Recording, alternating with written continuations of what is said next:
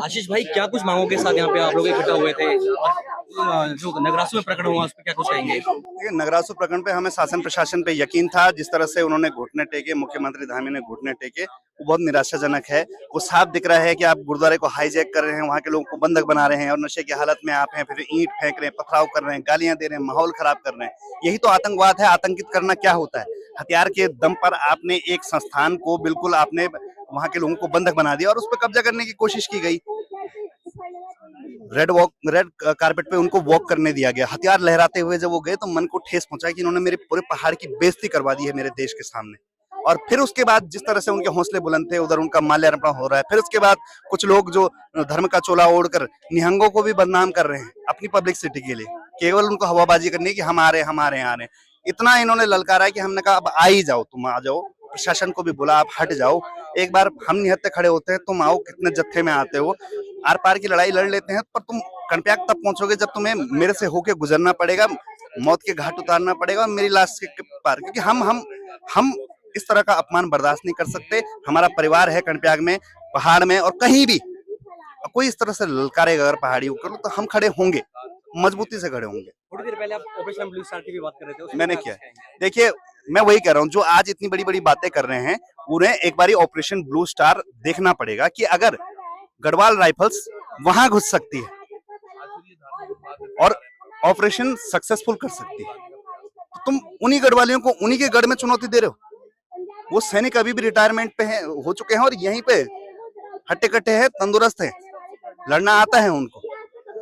क्योंकि जो 84 की घटना थी, वो उसमें पूरा सिख समाज को टारगेट किया गया था। मैं फिर कह रहा हूँ, सिख समाज के लिए हमारा सम्मान है, जितने भी अन्य धर्म है उनके लिए सम्मान है।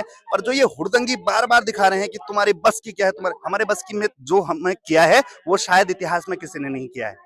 जब देश पे जब सब लोग पीछे हट जाते हैं, वहां पे हमारी गढ़वाल राइफल जाती है आगे हर चीज को लड़ने के लिए, और बड़े संख्या में है भाई। गढ़वाल राइफल्स जो है एक बार सबसे लंबी रेजिमेंट रही है।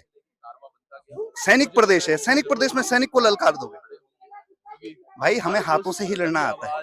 वो उस बच्चे ने भी दिखाया, जब वो तलवारबाजों के साथ वो निहत्थे लड़ रहा था, वो मार्शल कौम में। मत ललकारो।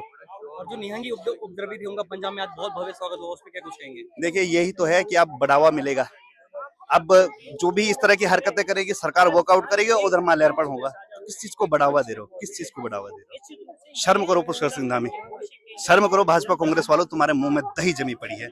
पहाड़ियों का तुम्हें वोट चाहिए और उपद्रवियों का तुम सम्मान कर उनके खिलाफ कुछ नहीं बोल रहे। भरत सिंह चौधरी का 200 मीटर पे मकान है, योगा कर रहे हैं वहां पर 21 तारीख को।